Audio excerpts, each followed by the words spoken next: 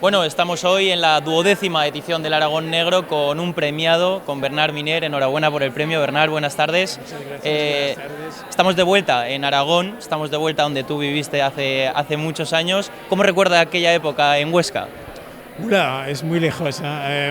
De hecho, sí, he conocido Alto Aragón hace décadas y décadas antes y recuerdo, bueno, he visto este país cambiar, yo he visto todos los gobiernos desde el franquismo y la transición democrática y he visto un país que cada vez más dinámico, cada vez más con apetito a la cultura, a la creación, a los artistas y con también los mismos problemas que tenemos en Francia.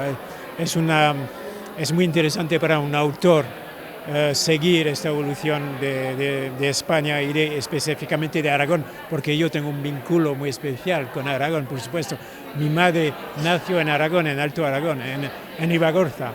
Porque de aquellos años que vivías en Aragón, sí, supongo que tendrás miles de recuerdos. No sé si alguno te ha podido inspirar para alguna de tus obras.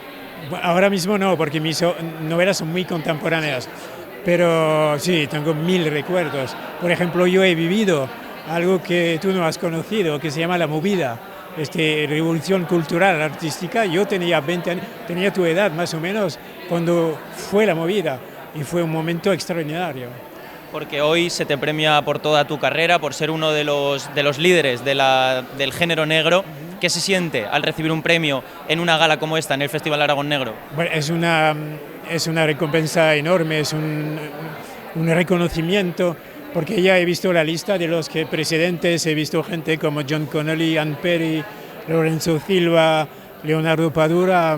Impresionante hacer parte de esta cuadrilla, de esta banda de maravillosos representantes del género.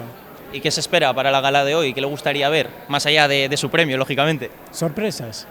Yo escribo novelas con muchas sorpresas, así que lo que espero de esta velada son sorpresas, que me sorprenden. Perfecto, pues nada, muchas gracias y disfruta de la gala. Muchas gracias.